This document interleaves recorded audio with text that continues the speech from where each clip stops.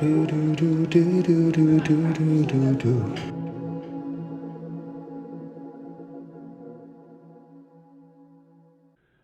welcome. Welcome to the Red Bean Podcast, New Orleans edition. My name is Mr. Toad, and we have... Dr. Frog. We got him, yeah. So I think today's episode, we're going to be talking about morals and betrayals and what is good and what is bad. Some ethics. So I'd like to, I have to say, my background with Resident Evil has been, I've been playing the game since... Whoa. Okay. So, yeah, I would tee that up differently. I'd say you're especially interested with the ethics in the Resident Evil series. To or some something degree. like this, is your concern about how many zombies you've killed across all of your playthroughs? But I think about the moral ambiguity. So we have this story. Let's go. Yeah, so we have Resident Evil 2, we have Leonskennedy, and we have the spy, the lady. Claire. No, it wasn't Claire. Maybe Claire's RE3. So I thought she was RE2. Jill. No, Jill and Chris are RE1. Leon and Claire are RE2. I think once we get into... I'm only saying this because I've played the RE2 remake recently. Oh, okay. But I could be wrong.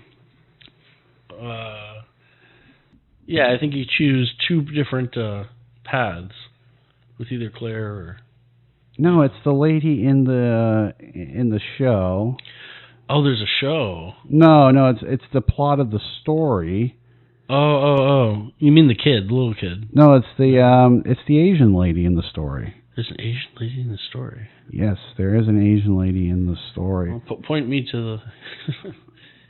I'm going to go to characters, and we're just going to kind of pull them up. Yeah. But you had something in particular that... Ada Wong, yeah. So Ada Wong... But let's look at the other names first. We got Leonskennedy. Leon, and then... We got claireredfield.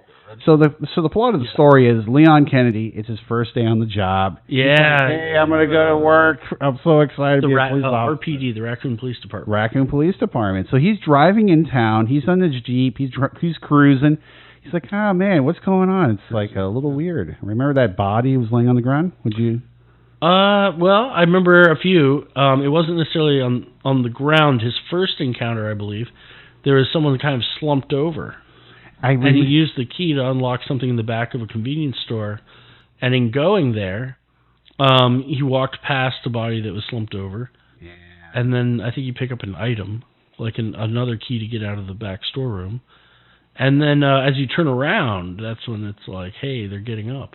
So this is the part I always remember. Yes. This part where he's driving his Jeep or something. This is the original Resident Evil 2. Yes. PlayStation 2 version. So he's driving in, and he stops, and he's like, he notices a young girl laying on the ground. And she gets out of the Jeep. He walks over, and he's like checking to see if she's okay. He has his police uniform on, and he's like, oh my gosh. And then all of a sudden, he starts hearing these like weird groaning noises. He turns around, he's like, oh my gosh, there's zombies. Oh, you're right. And he gets scared, and he's like, oh my gosh, he pulls his gun out, and he starts backing away, and he starts shooting. He's getting backed up into an alleyway, and the girl that he was trying to help actually grabs his leg, and he has to shoot her. Mm-hmm. So he's like backing away. He's trying to get to that restaurant. He's like trying to I got to get out, and he opens the door, and who does he see in there? Claire. You're right. I was actually describing Claire's path. That's okay. If you started Claire's path, you're in the store. See, I was and then you run into Leon as you exit. Yeah. Yeah, but you're right. Yeah. And they join together, and it's crazy. And it's what I'm getting at is we have these.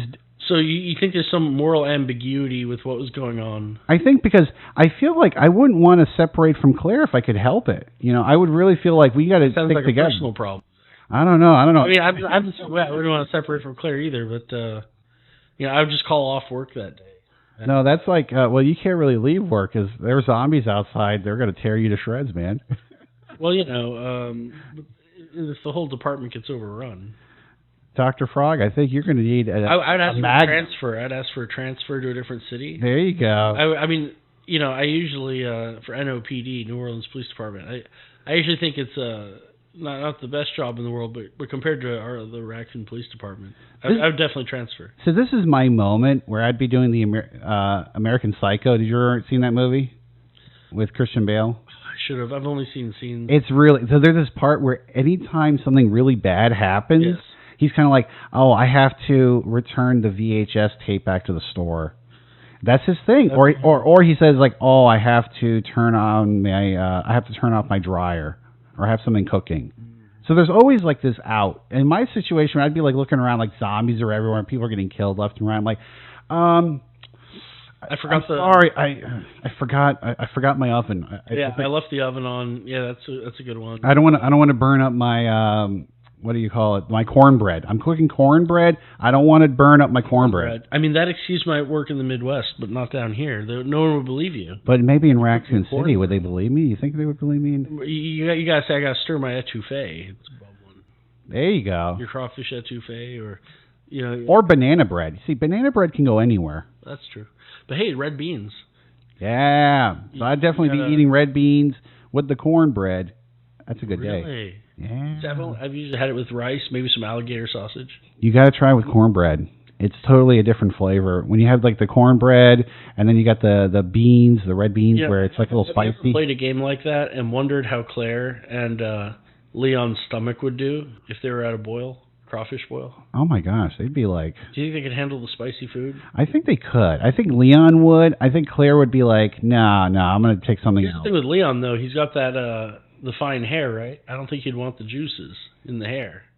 I don't know. He has short hair, though. He's like the kind of person who he has short hair, though. To peel his own crawfish tails. Because remember, he was a rookie when we get to with him in Resident Evil 2. That's true. So back into the story. Moral quandary. So the moral quandary here. So we have this thing where Leon can't really spend time with Claire, so they have to kind of like separate, but try and keep each other, contact each other with walkie-talkies. I think some of that was for the game. I think them building off of Resident Evil 1, when you're in this big mansion, that they had two paths, right? You could either play as Jill or you could play as Chris Redfield. Yeah. And I think that they wanted to continue that dynamic in 2, where you had you could play as one or the other. Yeah. And I think that sometimes they separated for the sake of the pathing of the game design. Because the main concept... More so than practicality. For example, I don't think I would split up if I was... Yeah. I mean, that's my whole issue with the whole splitting up. I'm like, I would not want to split. And if I'm splitting Would you go to the sewers if you found that passage under the... See, I wouldn't feel comfortable going down the sewers by myself. No? No. Because didn't you read those stories where we're going to go to the sewer, and then you never hear what happens to them afterwards? You're like, oh, geez. They got eaten alive. Or they got killed by... I'm thinking water moccasins, or you got the gators. You got 6.5 foot... We also have someone called William Birkin. You remember that guy? Yeah, I remember that. He injected himself with the G virus and turns into a giant monster, and he's killing people. That part with the other moral quandary would be... No, Resident Evil 3 is with Nemesis. Yeah. But the Nemesis is really just a more advanced version of what was going on in 2 with the G virus. I think it's a totally different type of virus. Different virus. Different thing, virus. Yeah, because it's like more of a parasite thing, and then G virus was about this creature that could self-impregnate things. Let's just level set. How many Resident Evil games have you played? I played Resident Evil 1, 2, 3, 4, and then I did the revision of 2 and the revision of 3. Yeah.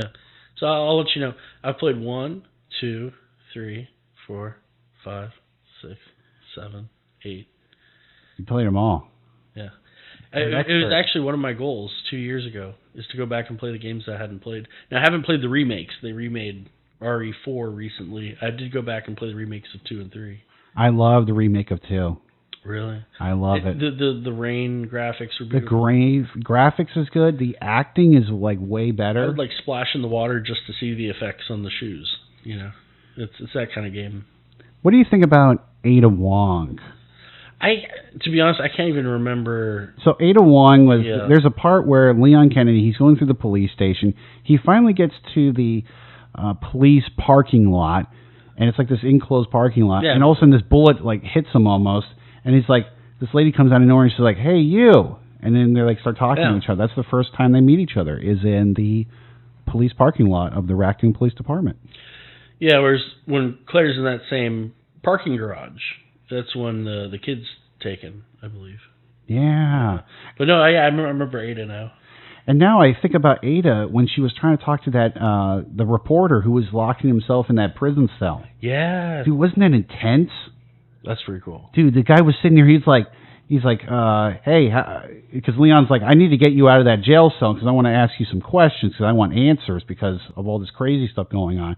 And he's like, officer, I'm not going to tell you anything. Yeah. And he's like, all right, well, where's the keys in there to get in there? Because he wants to get this guy. And he's like, officer, I have those keys in my pocket. Zombies aren't the only thing you should be worrying about. There's some other things out there. And then you hear that groan. You're like, oh. And you're like, oh, my gosh. And he's like, you're going to lead it right to me. Get out of here. So he felt like he was safer in jail than he did walking around out there. There you go. Which is kind of true. And I'm guessing when you're talking about Mr. X. Yeah, No, this is the G-Virus. This was William Birkin. This is William, yeah. He was going crazy. He was losing his mind. He was. And what I think is the conundrum here is, so you have Ada Wong and not the buns and guns. This is not a buns and guns, but actually, you know what? She does have bun and she does have a gun. But that's true. But there's no hot asphalt in the San Francisco. No, this is like definitely like at nighttime. It's cold and it's raining. There's a lot of rain in that show. She have a red dress. She kind of had like this little like a mini red skirt dress thing. I think one thing that's interesting is the partnership they had with Dead by Daylight. I'm very impressed with the costumes that they've incorporated into Dead by Daylight's arsenal. For Dead by Daylight, for those of you who don't know, it's a asymmetrical game, 4v1, where there's one killer and 4 survivors playing the role of survivors, similar to Evolve or the new Texas Chainsaw Massacre game that is coming out this fall in 2023 on August 17th. They've had some wonderful partnerships with different horror franchises, and Resident Evil is one of them, where they've included characters from Resident Evil 2 and 3. Awesome. Yeah, it's really a fun game. I highly recommend it. One thing I love about the Resident Evil story is this idea that you're in this insane situation, but then there's some people there to help you out. You have Ada Wong, but is Ada Wong is she there to help you, or does she want you to just get what she wants and then leave you to die? Well, so there's a lot of themes of trust in a lot of the Resident Evil series. I think there's also this underlying suspicion of government activity and layers of security. So you see this pop up in almost every Resident Evil. There's some hidden program that you didn't know about, even though you're a part of the police force. There's always levels of security. And so there's this sort of distrust of science as well, unbridled scientific progress. There's always distrust of that. And then there's usually humanizing of the characters who are playing different roles. So they'll have roles like you'll meet a police officer in Resident Evil 7, for example. And something will happen. And they play a lot with power dynamics. They'll have the police officer who's supposed to be in a position of authority and power be the first person to die, or something like this. And then you'll have the weaker kid or, random bystander be the hero that, blows up the reactor or something, right? And I'm speaking in generalities but across the series. Sure. But these are just common themes I see across it. A sort of distrust of government secrecy and the humanity of people playing out different roles. I think within the story. When you were talking about that, it reminded me of back to Resident Evil 2 about Marvin, who was the police chief. Oh, yeah, Marvin, And he was injured. He was injured, yeah. He was bleeding from his little abdomen. Fact, he was bleeding out, and he's like... Good friend. Yeah, he's like, hey, here's this weapon, here's some information. Leon, you got to survive, man. And he's like, I can't shoot the people. He's like, you're going to shoot people with the uniform on or without the or not. Well, they're not. What he was trying to say, I believe, is although these are your fellow police officers, they're no longer human, and you have to defend yourself because these things will go kill through you. your workplace. if you're new to the job, going through your workplace. Yeah, you're like, these are my bam, that was my, you got to double tap the headshot, otherwise they'll come back later in the game. Yep, they can come back to the Crimson Head, yeah. Or I guess you shoot them. I guess you got to pull out the knife, maybe, take a few swings. But you see, I think that was different because it was from Resident Evil 1. Resident Evil 2, you definitely had to shoot them multiple times in the head. Speed running, people do strats where they slice at the knees until they fall over and then slice the head. I also love how they incorporated like furniture into the story where you're like, you got to move the locker out of the way. Or push over the desk so you can climb up into the vent or something like that. Yeah. Have it's a very interactive environment and very realistic too. If you look at the items on the tables, the design is wonderful. And it does something in design that it's certainly not an open world, but it feels like it.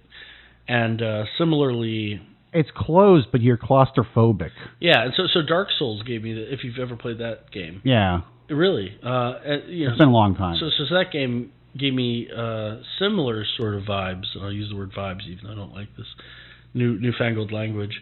And what it is they're kind of tight corridors, but everything kind of loops back into itself. So when you open up a door with a new key, you've unlocked some more efficient way of being able to find a cut through or a new way to loop back into a familiar area. And so eventually everything just seems open when you can go through all the doors and just run from point A to point B quickly, as you need to, as you're being chased through most of the game. Yeah. Or at least that first half of the game. Okay. But that's something that's unique, and I think it gives it an open world feel. Yeah. Even if there are these kind of claustrophobic rooms with tight corridors. Man, I'll always remember there was a cold night. It was raining. It was dark. There's some lightning in the background. So I'm sitting here laying on the ground in my in the bedroom. There was carpet on the floor. I had my little pillows prop my head back there. So I'm sitting there tapping away on the PlayStation 2 remote. And I'm Leon Kennedy. I'm going through the police station. I go into an interrogation. You are Leon Kennedy. I was Leon Kennedy in this story. Talking about yourself in third person as another person. It's layers within. Well, hello, Leon Kennedy. Where did Mr. Toad go? Hey, you know what? This is where what was it? That movie? Oh man, it was Within Dreams. Within Dreams.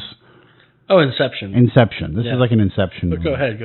So back to the part. So I'm in this room, this interrogation room. And I see this little like shiny thing. I'm like, oh, I'm walking over. I'm like, oh, look! I click on it. Oh, it's a pair of keys. Yeah. As I accept the keys, a licker breaks through the window and just like jumps right at me. Lickers, yeah. Those creatures with the tongue and the brains. Yeah, it jumped right at me. It jumped, and I freaked out. And I remember tossing the remote in the air, being like, oh, because it used to vibrate. I think I remember that. That was one where you had to collect 3 medallions. Yes. I don't think it was a key you collected, but you had to collect 3 medallions to put it in the statue at the top of the that main hallway, the entranceway that's very open. Wouldn't that be a great place? And then that opens up the basement, but when you collect one in a very dark storeroom, it's behind there's kind of a gate and there's a fence thing.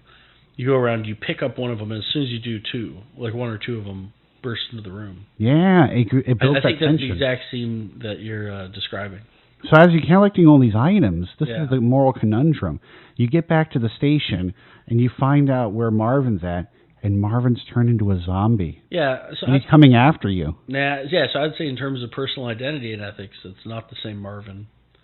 He feels terrible about it morally when he shoots. He feels terrible about it, but I don't think it's a moral question about self-defense.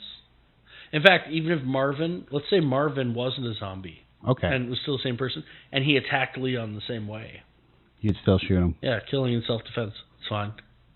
It doesn't matter if it's your mom or or a stranger, or Marvin from your first day on the job. I still remember me as being a tadpole. Tadpole? The tadpole phase. Yeah, you were a tadpole playing Resident Evil. Exactly. So I'm sitting here. And you were having a moral conundrum because you're like, am I allowed to shoot this friend that helped me out a second? Yeah, I feel terrible. In some ways, I feel like maybe I wouldn't shoot him, but I wonder what would happen. I feel like I would leave the room because you can actually run out of the room and not shoot him at all in your state. Really? Yeah, there's a point where him in the room. Yeah, you run in there and you grab something out of his room. I'll put it this way. And you run away and you don't have to kill him? Would it have been better to end the zombie's life? That used to be Marvin. Or are you saying it's better to keep the zombie alive that's going to kill some? What if Marvin's forced to kill some of his friends as a zombie? his former friends. See, is it better to put him down? I think putting him down is probably the best approach. Now, here's what I'm wondering. In the game, what would be really cool is if they allowed you to kill him before he became a zombie.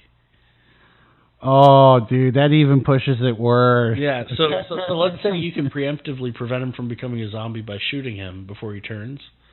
And then in the scene when you return to him, like he's dead. Yeah, he's attacking. I think they should give the player that choice. Now, of course, speedrunners are going to look at this and say, okay, great, yeah, just like, if you kill him, you can collect the items without him giving them to you. Walk in the first room, slice.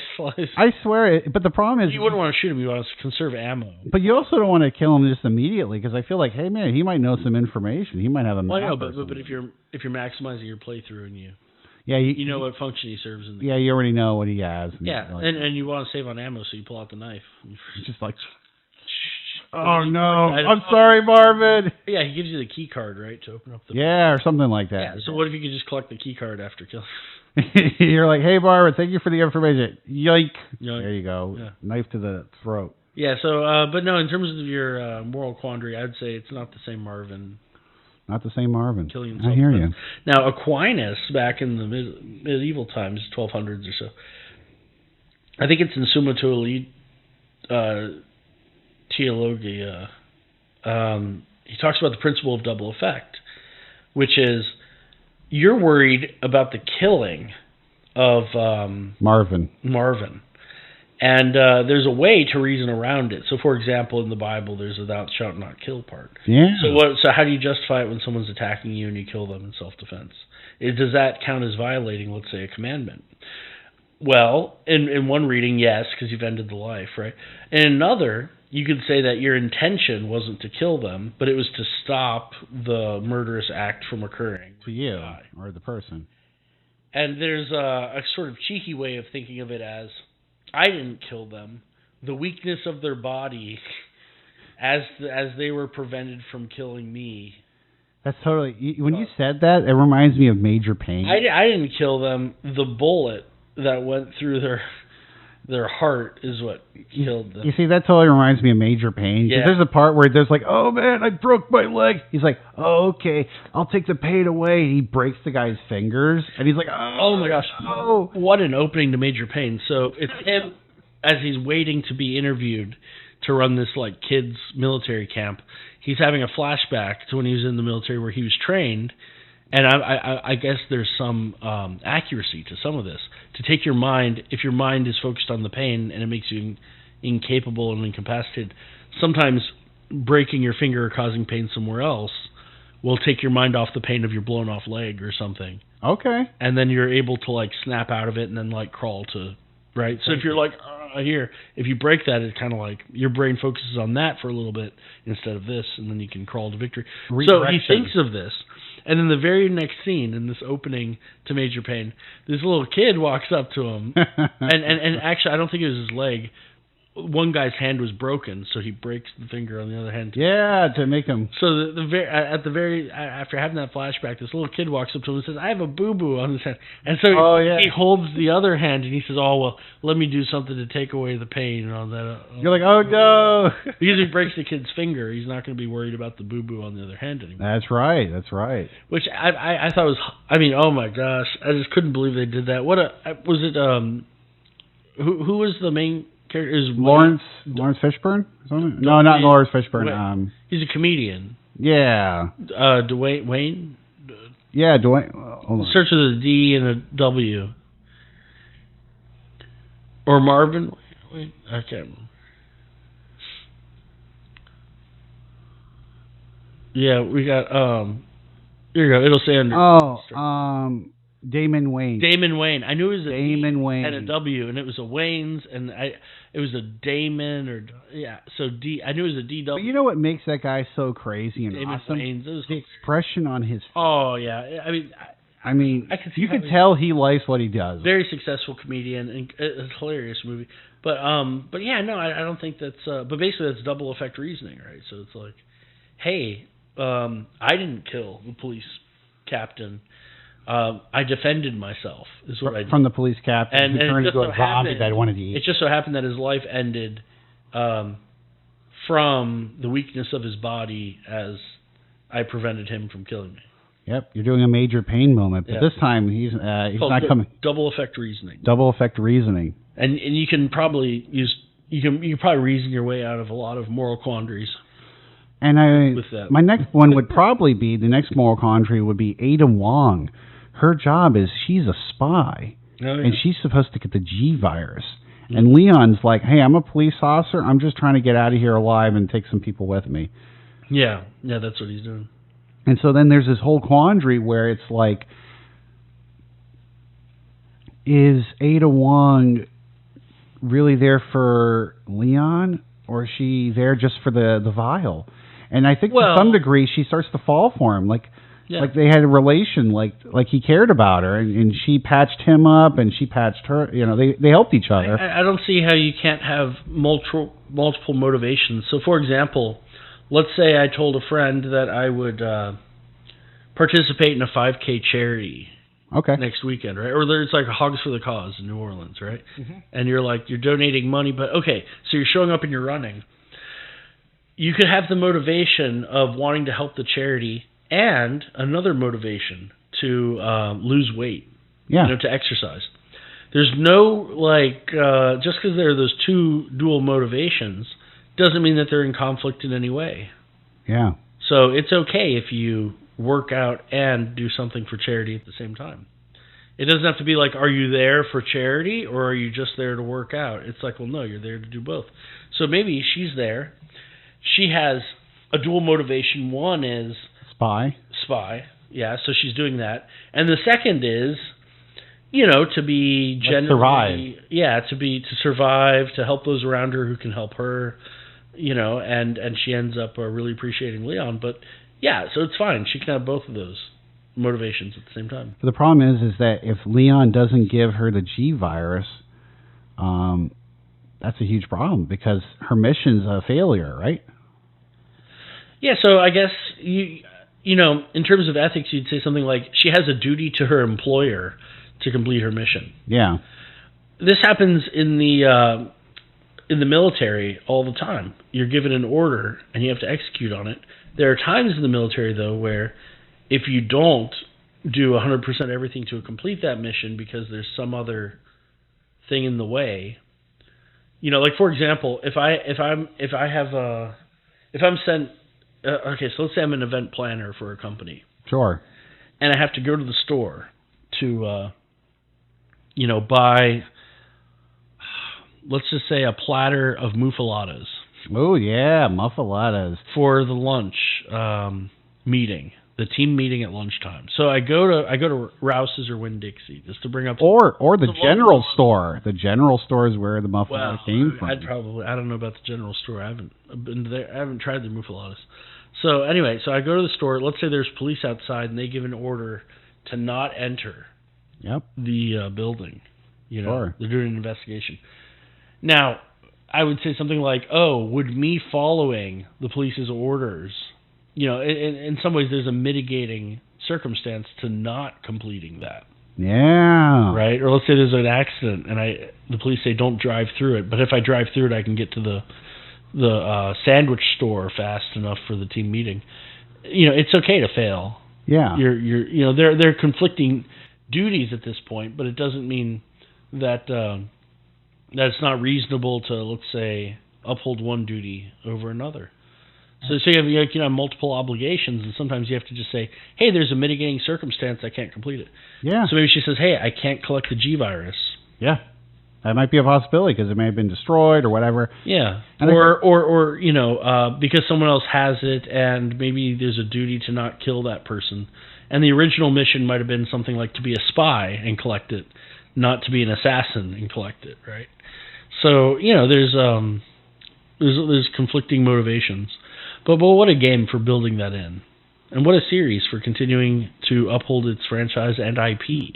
A lot of places don't treat their IP with as much care as Resident Evil is. Yeah. And I think the last person would be Hunk. Hunk? Hunk.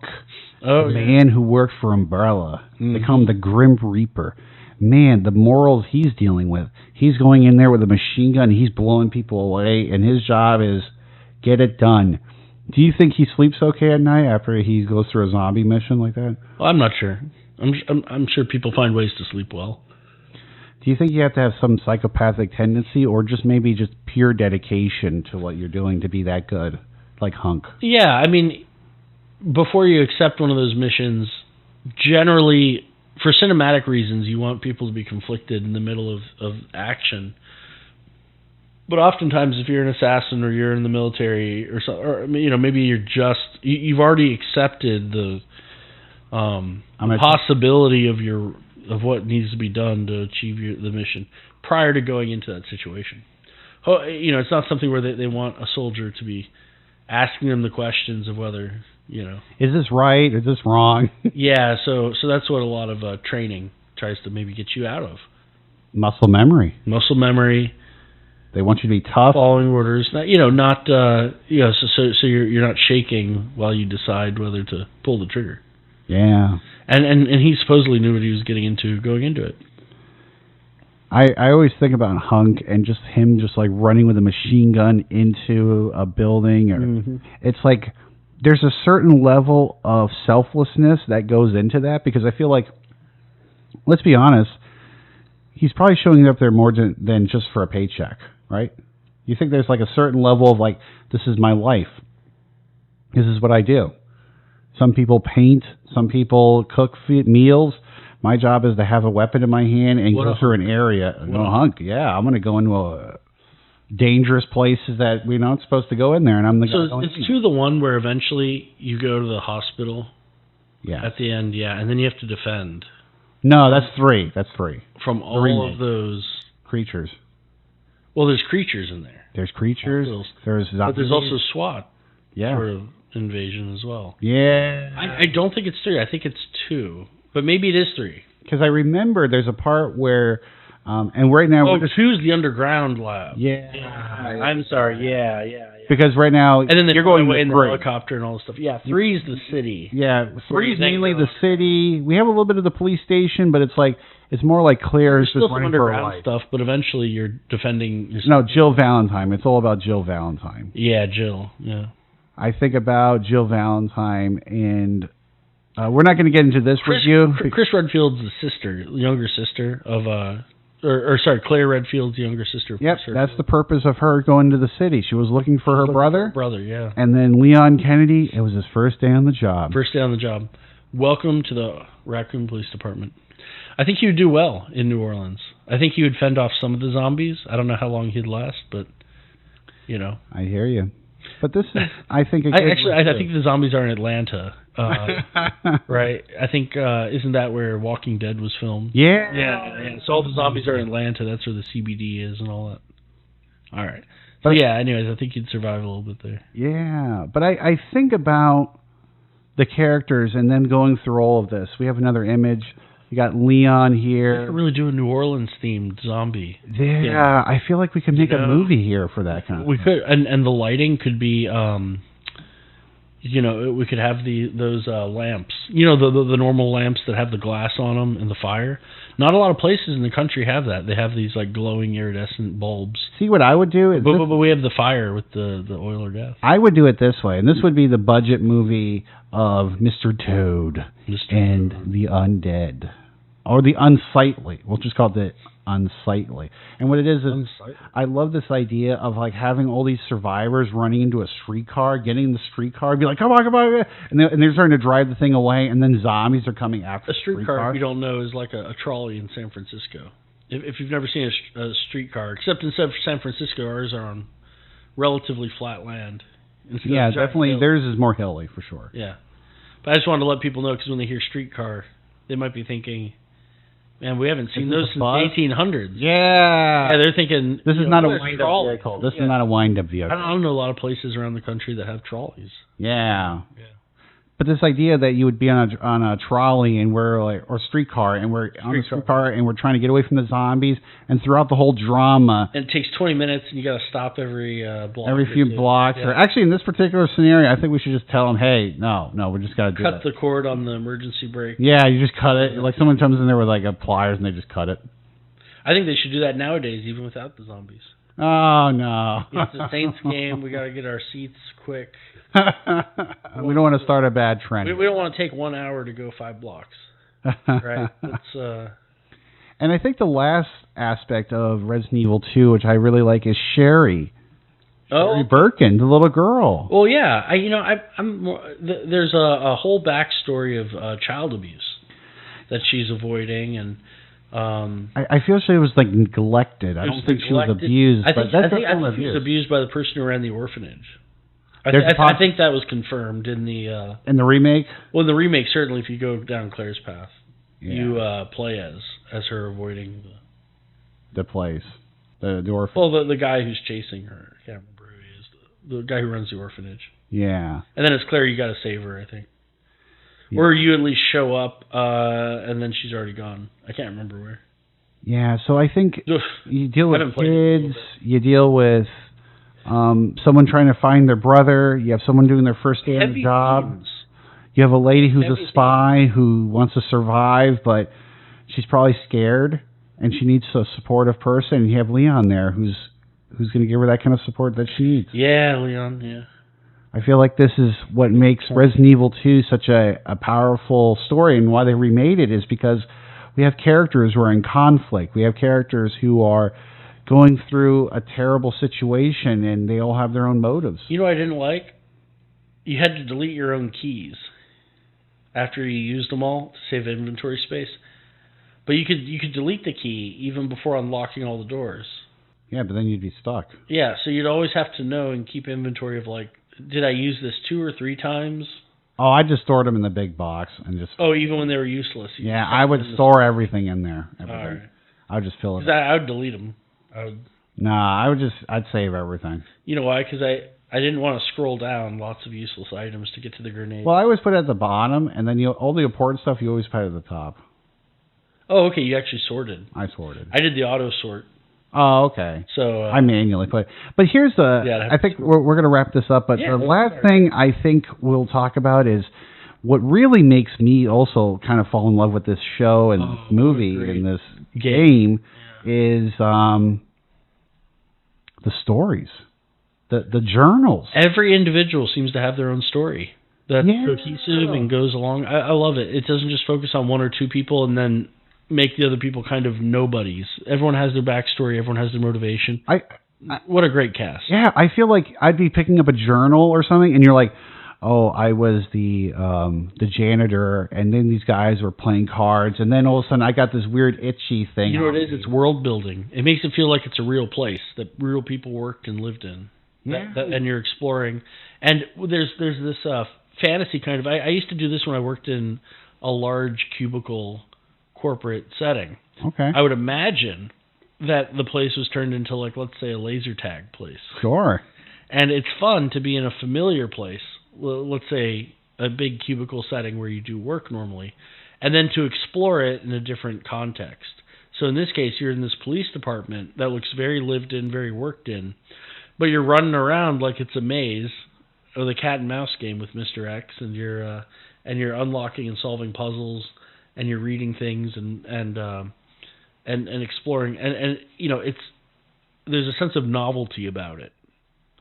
It takes the familiar and makes it novel. Yeah, that's one of the things I did like about the remake on Resident Evil 2, because we're also talking about the original, but we're also going to talk a little bit about the remake. And one of the things I loved about the remake, Mr. X. What do you have to say about Mr. X? That guy drove me crazy. I was like running for my life in that game. Yeah, I mean, he took big swings. When he hit you, it was annoying because he could two-shot you, basically. But other than that... Did you hear him, like, walking around in the building? And you're like... I remember one time I was in this room... I found him more annoying because he didn't go into the safe rooms. Dude, there was this... So I'd stay in the safe room and I'd have to wait for him to turn around and walk away.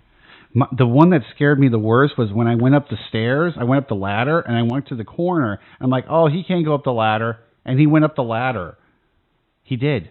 It was so crazy. Yeah, he could follow you anywhere. He could follow you up the ladder. And I'm like, oh my gosh, he could follow me up the ladder. You're probably thinking of the library. I was in the library. So what you do, you wait until he climbs all the way up, and then you're standing at the other ladder on the other side. So you go up the ladder and then across the room to the other ladder. You wait until he's at the top of that ladder. Then you slide down that ladder, and then he has to slowly climb down his other ladder. and that lets you get distance. That gives you some distance. But yeah, there's some speed running strats where you basically ignore him the whole time. When he takes a swing, you can duck under his large haymaker. I saw people they would get closer to him, and as he's swinging, they'd slowly back up and they'd dodge him entirely. You should see the DMX. X gonna give it to you. I love that. Yeah. There was a mod for the RE2 remake where they would play him.